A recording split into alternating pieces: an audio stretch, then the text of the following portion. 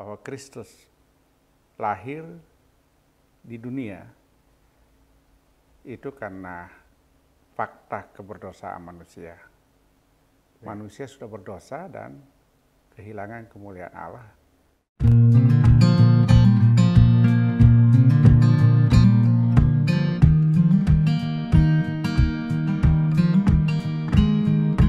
Natal sebagai hamba Tuhan adalah satu momentum yang mendewasakan. Mungkin berbeda dari pertama kali kita merayakan Natal saat dulu di sekolah minggu ataupun di ibadah teens, ibadah youth, dan ibadah umum sebagai jemaat. Namun ada satu pesan khusus yang tentunya bisa jadi satu penguat yang luar biasa untuk kita semua. Datang dari narasumber yang luar biasa dari Sekolah Tinggi Teologi Bethel Indonesia, memberikan satu pesan Natal kepada kita sebagai hamba-hamba Tuhan. Kepada pendengar, mari kita dengar sama-sama. Shalom Pak Frans Pantan, Shalom. Dr. Frans Shalom. Pantan. Satu sukacita kita memasuki musim Natal kali ini sebagai hamba Tuhan dan sebagai halayak umum tentunya. Kira-kira pesan Natal apa yang ingin Bapak sampaikan kepada kita semua? Ya, terima kasih Pak Morris. Nggak terasa ya, Iya, sekarang sudah tanggal berapa nih sekarang? 22. Tanggal 22. Berarti hampir sebulan Iya, masyarakat Kristiani di seluruh dunia yes. dan khususnya di Indonesia merayakan Natal. Cuma seringkali saya agak sedikit khawatir dalam arti gini, jangan-jangan kita merayakan Natal tapi kita kehilangan pemahaman, kehilangan pengertian, dan akhirnya makna Natal itu ya jadi abu-abu. Nggak bisa dipungkiri seringkali Natal itu identik dengan aksesoris baru di rumah, di gereja, atau aksesoris baru pada diri orang Kristen, sepatu baru, baju baru, jas baru. Lebih material ya Pak? Ya, saya nggak tahu ini jasnya Pak Morris ini baru atau enggak. Puji Tuhan ini jas tunangan Pak, jadi 3 tahun lalu. Jas tunangan. Ya, dan ya kalau tahun ini kita merayakan Natal dengan tema Natal Nasional itu menurut saya bagus sekali ya, dan mestinya syarat makna. Ya. Kemuliaan bagi Allah dan damai sejahtera di bumi. Sejatinya ya, Natal itu atau peristiwa Natal itu dilatar belakangi dengan adanya krisis kemanusiaan manusia, bahwa Kristus lahir di dunia itu karena fakta keberdosaan manusia. Manusia sudah berdosa dan kehilangan kemuliaan Allah, dan karena itu butuh keselamatan. Untuk itulah Yesus lahir ke dunia. Dan bagi saya kasih Allah yang paling konkret adalah di situ. Kemudian ya sekarang ini saya rasa juga bahwa kita sedang tidak baik-baik saja. Yes. Karena itu tema ini dahsyat. Ya, kemuliaan bagi Allah dan damai sejahtera di bumi. Semoga dengan pesan Natal yang disampaikan oleh gereja, dalam hal ini PGI dan KWI, dan termasuk Gereja Bethel Indonesia, ya kita hidup menikmati damai, baik secara vertikal maupun secara horizontal. Tetapi kesempatan ini saya ingin kemudian menyampaikan kepada teman-teman seiman dan khususnya mahasiswa ST Bethel Indonesia bahwa bahwa Natal itu adalah peristiwa sukacita. Nah, kenapa kita merayakan ini sebagai sebuah perayaan sukacita karena Allah punya inisiatif untuk menyelamatkan umatnya itu terbaca secara jelas dalam Alkitab. Misalnya kita baca Keluaran pasal 3 ayat 7, di mana Tuhan ternyata memperhatikan dengan seksama penderitaan umatnya. Dan karena itu dia turun dan memberikan pembebasan, bahkan memimpin umatnya keluar dari tanah perbudakan, menuju ke tanah yang telah disediakan buat umat yang disayanginya itu. Dan itu peristiwa terjadi kurang lebih 13 abad sebelum Yesus lahir ke dunia. Kemudian tidak berhenti sampai di situ. 700 tahun sebelumnya atau 7 abad sebelum Yesus lahir, Yesaya sudah bernubuat bahwa akan lahir seorang Mesias, Juru Selamat, bahkan diberi nama sebagai Penasihat Ajaib, Allah yang perkasa, ya, Bapa yang kekal dan Raja Damai. Bahkan dalam Yesaya pasal 7 ayat 14 disebut Immanuel, artinya Allah menyertai. Kemudian klimaksnya Yesus lahir di kandang domba di Bethlehem. Dan peristiwa itu amat sangat luar biasa. Para gembala waktu itu merasa ketakutan, ya. Dan kalau kita baca dalam Lukas pasal 2, malaikat ngomong sama para gembala ini, kamu jangan takut. Karena aku memberitakan kepada kamu berita yang membawa sukacita bahwa telah lahir bagimu seorang juru selamat. Ya, kalau saya bahasakan secara bebas atau sederhana seperti itu. Wah Pak, jadi luar biasa Pak ya. Jadi memang ternyata krisis kemanusiaan dari 3.300 berarti 2000 tambah 13 abad ya sebelum kelahiran Yesus Kristus itu ternyata Tuhan memberikan satu rangkaian keselamatan untuk memberikan kabar sukacita. Menurut Bapak ini juga bagian dari kepedulian Allah Pak. Betul. Itu dalam pesan Natal yang ingin Bapak sampaikan. Betul, itu inisiatif Allah dan kepedulian Allah yang luar biasa. Nah, kemudian kenapa kita sebut Natal itu adalah peristiwa sukacita? Karena ada pengampunan yang diberikan oleh Yesus Kristus. Kalau kita baca misalnya Matius pasal 9 ayat 5 dan 6, jelas di situ bahwa Yesus Kristus yang lahir di kandang domba itu, dialah yang diberi hak untuk mengampuni dosa. Dan bagi saya itu hal yang amat sangat spesial. Dan karena itu kita perlu menyambut itu dengan penuh sukacita. Ya. Tapi tidak hanya itu. Kita perlu bersukacita menyambut Natal karena ya Yesus diberi nama Immanuel, artinya Allah menyertai.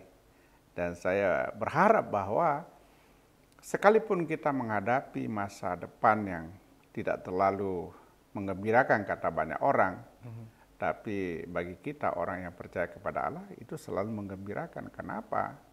Karena ada jaminan penyertaan.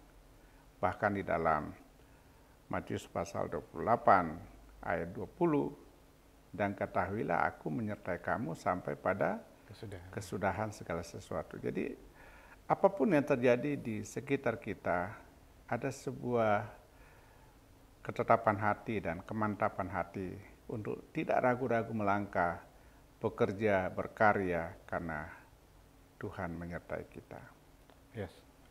Itu yang saya kira perlu kita hayati di dalam merayakan Natal seperti tahun ini. Kemudian merayakan Natal itu juga artinya merayakan hidup damai, hidup rukun. Dan ini perlu, artinya rukun dan damai itu kan harus kita hidupi dalam suasana penuh dengan kegembiraan. Dan berharap di masa-masa seperti sekarang, saya senang yang seperti dikemukakan oleh Bapak Pendeta Gilbert, bahwa kita boleh berbeda apa saja, berbeda pemimpin, beda keyakinan, beda denominasi gereja, tapi kan kita satu. Ya, satu di sini, kalau sebagai orang Indonesia kita satu bangsa, namanya bangsa Indonesia. Kalau sebagai umat Kristen, satu tubuh Kristus, ya. Jadi sebenarnya hidup damai itu sebuah keniscayaan dan itu rahmat untuk kita ketika kita bisa menghidupinya. Saya dan Morris dan teman-teman yang lain mungkin berbeda selera, ya berbeda orientasi, itu biasa. Berbeda setting atau goal setting hidup, ya itu soal biasa, lumrah, ya dalam sebuah keluarga. Kakak adik belum tentu sama arah pilihan tujuan hidupnya, tetapi bukan berarti harus bermusuhan. Nah, kita mesti hidup damai ini. Dan ingat Pak Morris, kalau kita bisa hidup rukun dan damai, kalau saya sih yakin banget dengan Alkitab dalam Mazmur 133, kalau kita damai, kita rukun satu sama lain, maka kita berhak menerima limpahan-limpahan berkat Allah. Yeah. Sebab Alkitab berkata, kesanalah berkat-berkat Allah itu diberikan oleh Tuhan. Maka saya berdoa supaya seluruh warga Kristen, ya, dan bahkan warga bangsa, mestinya kita hidup damai satu dengan yang lain. Iya, dan ya, warga bangsa ya Pak ya, karena dulu kata kedamaian itu memang dalam kondisi dunia yang penuh perang, prahara, konflik antara suku, ras, agama, lain sebagainya. Kita pikir dunia modern kedamaian sudah ada, tapi nggak taunya masih ada ya Pak ya, secara bangsa, secara internasional gitu. Dan ternyata pesan Natal untuk kedamaian ini tetap relevan sampai sekarang Pak. Iya betul, jadi sangat relevan dan tidak ada alasan bagi kita untuk konflik, lalu berkelahi, atau apalagi perang ya, satu sama lain. Dan kita kan semua paham ya, perang itu at the end itu penderitaan. Jadi siapa menghendaki penderitaan? Jadi Tuhan juga sebenarnya tidak menghendaki. Yang dikehendaki Tuhan supaya kita hidup damai satu sama lain.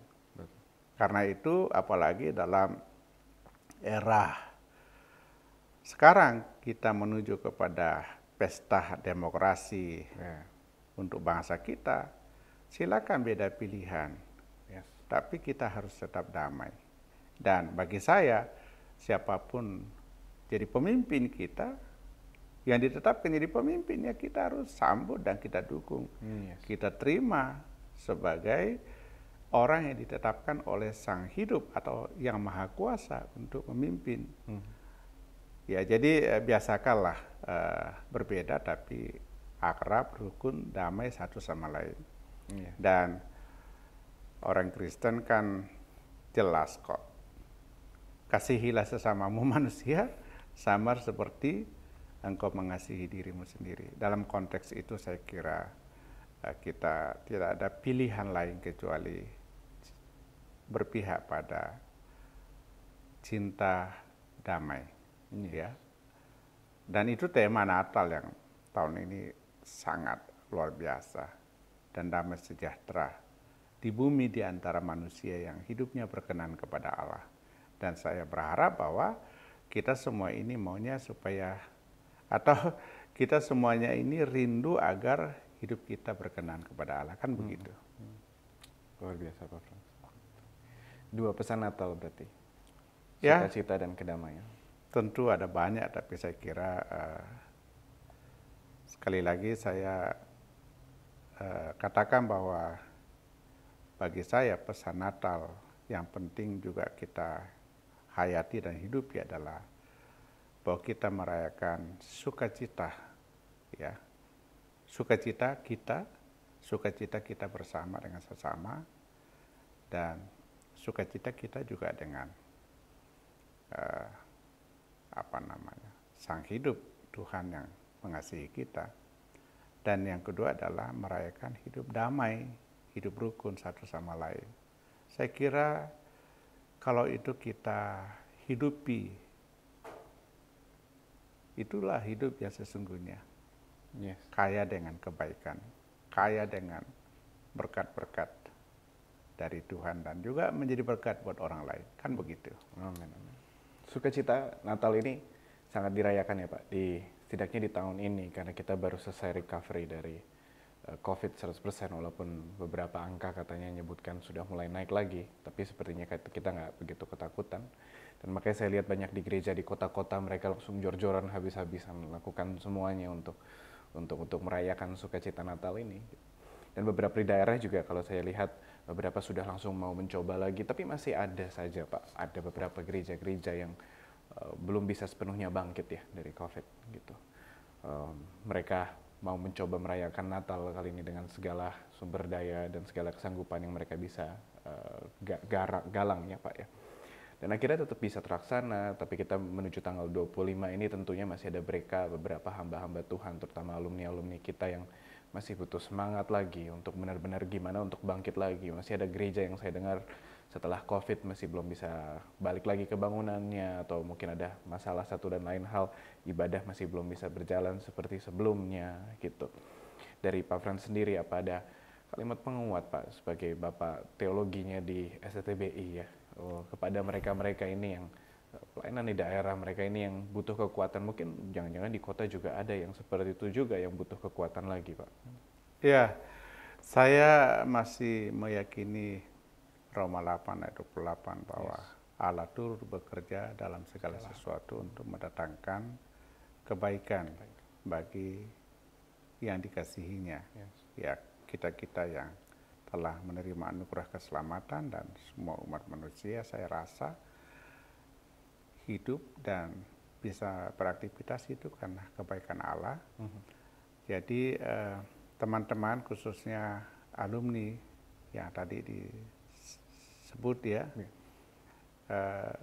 tentu kita harus realistis bahwa pasca COVID untuk bangkit dan normal kembali dalam pelayanan mungkin belum 100%, tetapi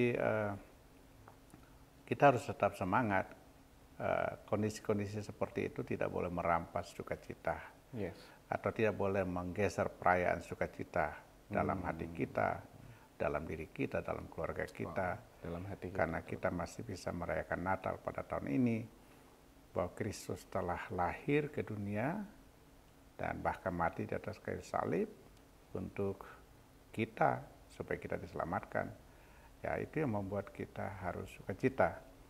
Tetapi juga di sisi lain, puji Tuhan, dengan COVID maka sarana-sarana pelayanan berbasis digital itu kemudian sangat bermanfaat. Jadi kita bisa saling menyapa satu sama lain lewat Zoom meeting, atau seperti acara kita ini, podcast ini, itu kan saya kok yakini ini semua Tuhan yang sediakan, dan kita bisa menggunakannya dengan baik dan penuh dengan sukacita. Dan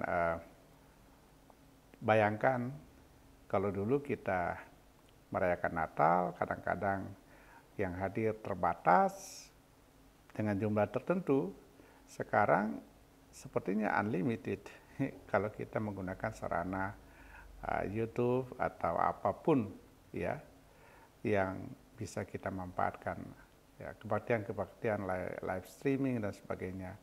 Saya kira ini salah satu bentuk yang Tuhan salah satu cara Tuhan menolong kita di masa-masa sulit. Dan bahwa sekarang ini COVID katanya mulai naik lagi, ya kita tetap semangat aja lah. Kita sudah punya pengalaman melewati itu, dan Tuhan juga sudah tolong kita. Ya kita harus tetap semangat. Jadi kepada teman-teman alumni SCT Bethel Indonesia dimanapun berada, tetap semangat ya. Ya, saya suka ngomong, tak selamanya mendung itu kelabu, badai itu pasti berlalu. Yes. Apalagi dalam Tuhan, Tuhan pasti menolong kita tepat waktu. Amin. Tuhan pasti menolong kita tepat waktu, dan oleh karenanya sukacita di Natal ini biar kiranya ada di setiap hati kita dan memberikan kedamaian bagi kita dan sekitar. Oleh karenanya kami segenap keluarga Civitas Academy Sekolah Tinggi Teologi Bethel Indonesia mengucapkan selamat Natal dan Tahun Baru. Kita sama-sama mengucapkan salam mikrai, Salam mikrai. salam sehati, Salam sehati. Tuhan Yesus memberkati. Shalom.